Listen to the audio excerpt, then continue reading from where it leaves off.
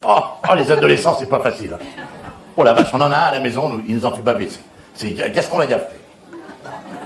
Ça va, ton interro de maths, c'est bien passé? Oh, ouais, bien, bien.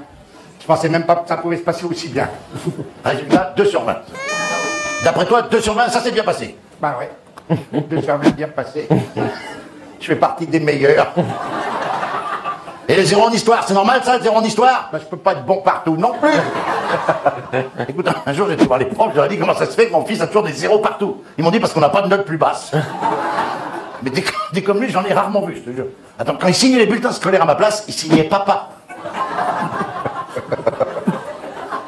Le problème, c'est quand il était petit, il faisait des petites conneries, mais maintenant qu'il est grand, quand il fait des conneries, je peux te dire que c'est de la grosse connerie. Dis donc, Benoît, tu m'as bien dit que c'était du basilic que tu faisais pousser sur le balcon. Non, parce que ton basilic, là, avec ta mère.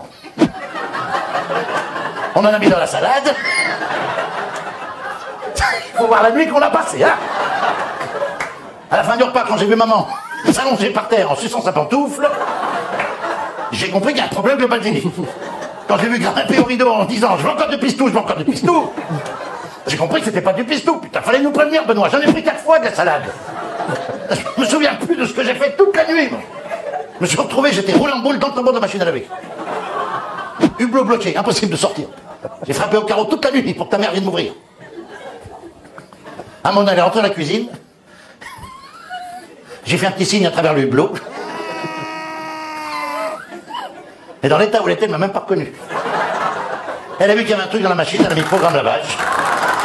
Je suis parti avec les chaussettes à 500 000 tours minute. Hein. Quand je suis sorti, j'étais pas bien. Je te jure que j'étais pas bien. En revanche, ma femme est en pleine forme. Le pistou, ça y a poussé la libido. Elle voulait prendre un bain de minuit. Alors moi, les bains de minuit, je sais pas vous les gars, mais moi, les bains de minuit, je n'aime pas ça du tout. Moi, nager à poil dans l'eau toute noire, avec le truc qui pendouille. Ah, j'aime pas ça. T'as l'impression que tu nages, t'as un poisson pilote qui te fait partout. Là. Hein. Quand tu nages sur le dos, t'as l'impression d'être suivi par un rat musqué. Là, en plus, la nuit, tu sais jamais qui y a sous l'eau. Si tu croises un tétard, ça va encore. Si tu croises un mérou... Ah bon, je sais très bien qu'il n'y a pas de mérou dans ma piscine. Mais moi, dans ma piscine, j'ai pire que le mérou. Moi, j'ai le robot de nettoyeur. Lui, il me chope le mulot, il me le rend découpé en tranches. Hein. Je récupère les tranches dans les petits paniers, là, je te le dis. Du coup, pour éviter les risques, j'ai nagé sur le dos. Mais là, en nageant sur le dos, j'ai pas vu arriver le bord de la piscine en béton. J'ai tapé la tête contre le béton. J'ai coulé à pic.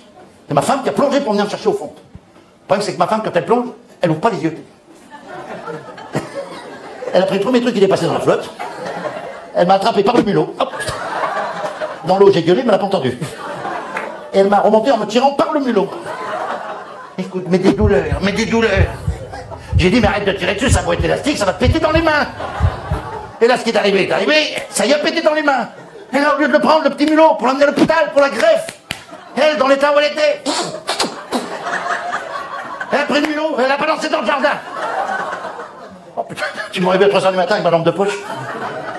En train de chercher mon mulot partout dans le jardin. Mais j'avais qu'une peur, c'est marcher dessus. Je me disais, si je marche dessus, je vais l'aplatir. Je vais me retrouver avec une queue de castor. Là. Et là, tout d'un coup, au fond du jardin, je vois le chien qui mâchait un truc. Je me dis, j'espère que c'est pas mon mulot. Ben, c'était mon mulot, dis donc. Et ça, j'ai montré ça au chirurgien. Le chirurgien m'a dit, moi, je fais pas des greffes de hachis parmentier. Et c'est là que je me suis réveillé.